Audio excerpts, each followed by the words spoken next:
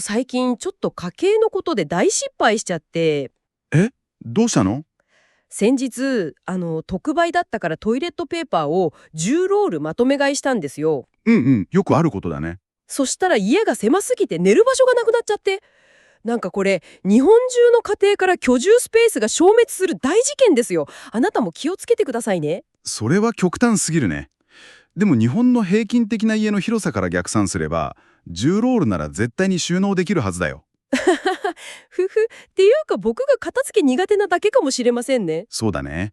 でも自分のキャパシティを見余るって怖いなって。それで今日あなたと一緒に深掘りしたいのはまさにこのキャパシティを見余るほどの異常事態なんです。はい。企業の巨額投資の話だね。そうなんです。イビデンの CEO が5000億円投資してもキャパシティが足りないかもしれないってすごい強気な発言をしていて、企業がそれだけのお金を投じても追いつかないほどの AI 需要の爆発が起きているんだよ。この分析セッションではそのとんでもない需要の裏側を解き明かすミッションにあなたと一緒に挑みたいと思います。まずは、イビデンの2026年3月期の決算の全体像から見ていこうか。はい、お願いします。売上高が4162億円で前年比プラス 12.7%。うんうん、よくあることだね。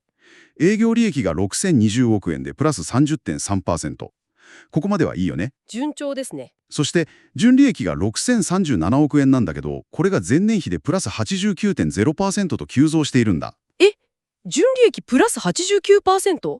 これって僕がスマホゲームを一番中つけっぱなしにしてスマホ代が 89% 跳ね上がったのと同じですよ。いやいや、つまり会社もただのアクシデントで偶然儲かっちゃったってことですよね。一過性の利益だね。でも、スマホ代の失敗と違って本業の実力を示す営業利益も前年比プラス 33% と着実に成長しているから、実力が伴っているんだよ。くっす、偶然じゃなくてちゃんと実力なんだ。でも純利益だけそんなに跳ね上がる理由って何ですか？政策保有株式の売却による特別利益が494億円あったからなんだよ。持ち合い株を売ってキャッシュを作ったってことですね。その通り。本業が伸びているのは確かだけど、なぜ彼らは株を売ってまで手元に資金を集めたのか。確かにお金がたくさん必要な理由があるってことですよね。その裏には、2030年に向けた巨大な目標があるんだ。どんな目標ですか？2030年の売上目標が1兆円。そして、営業利益目標は従来から 25% 引き上げて3000億円に設定されたんだよ。利益率が 30%、製造業なのに高すぎません？そうだね。その強気の背景にあるのが AI サーバー向けの SHP、つまり基盤の総製造能力のすごい需要予測なんだ。どのくらいすごいんですか？2028年までに4倍から5倍に急増すると予測されていてね。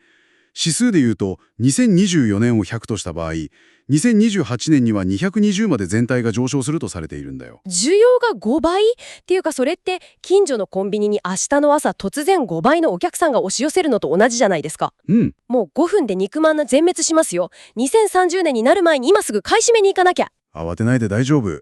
でも、明日急にではなく、2024年を100として、2028年に向けて徐々に220まで指数が上がるという確実な中長期トレンドなんだよ。明日肉まんがなくなるわけじゃないんですね。ちょっと安心しました。そう。しかも需要の量だけじゃなくて、技術的な難易度も上がっているんだ。作るのが難しくなるってことですか？生産負荷が2.5倍に複雑化すると予測されている。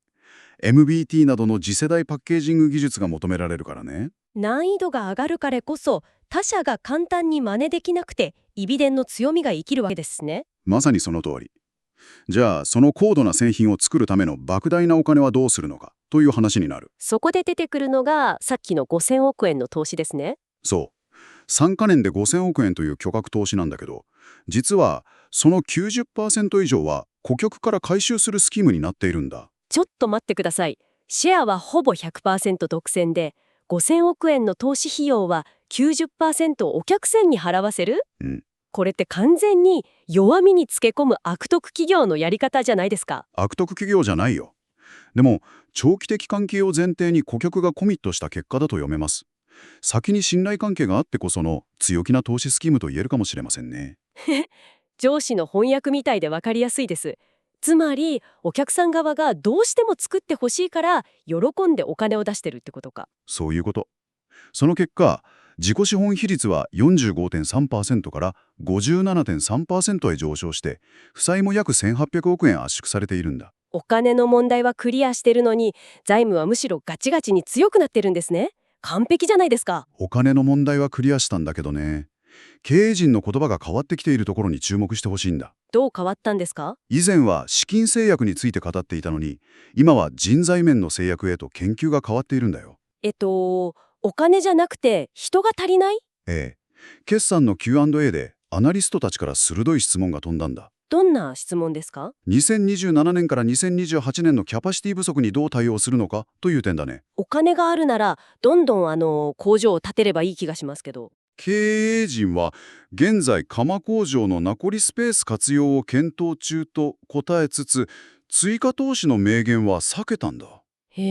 なんでですか？2030年の計画については、2027年までは契約ベースで透明性が高いと回答しているからね。2027年までは確実だけど、その後はまだ検討中なんですね。それって月曜日は絶対に出社するけど火曜日はブラジルに移住するかもしれないって言ってるのと同じですよ。ちょっと極端かな。先がわからないなら投資なんてやめちゃえばいいのに。極端な飛躍だね。でも天気予報と同じで、直近の2027年までは晴れて確実支出、それ以降の需要は段階的に追加投資を見極めようとしているんだよ。そういうことか。慎重に天候を見てるんですね。ちょっと恥ずかしい勘違いでした。それに、これだけ逼迫しているのに不当な値上げはしない方針も明言しているんだ。長期的な信頼関係を優先してるってことですね。ええ。だからあなたが今後チェックすべきポイントは、下期の営業利益率が 18% 程度へどう上昇していくかと、追加投資がいつ発表されるかなんだよ。なるほど。今回の決算は過去最高益っていう数字の報告じゃなくて、2030年に向けた AI 需要の成長ストーリーの上書きだったんですね。そういうこと。そして最大の壁がお金じゃなく人になった。最大の制約が人材、つまりエンジニアやオペレーターになったんですね。だったら売上1兆円を達成するために今すぐ100億人を雇いましょう。僕も CEO に応募してきます。地球の人口を超えてるよ。でも少数精鋭のエンジニアをどう確保するかが、まさにこれからの高度な技術競争を勝ち抜く毛になるという非常に重要なポイントなんだよ。確かに数じゃなくて質が求められるんですね。ええ。ここであなたに一つ考えてみてほしいことがあります。もし巨大テック企業を支える最先端サプライヤーにとって最大の壁がお金ではなく人の確保になったとしたら、あなたならこのグローバルな人材争奪戦の行方をどう予想しますか？考えさせられますね。次回も一見難しそうな数字の裏に隠された人間ドラマをあなたと一緒に深掘っていきます。お楽しみに。この音声は情報提供を目的としており、特定の投資を推奨するものではありません。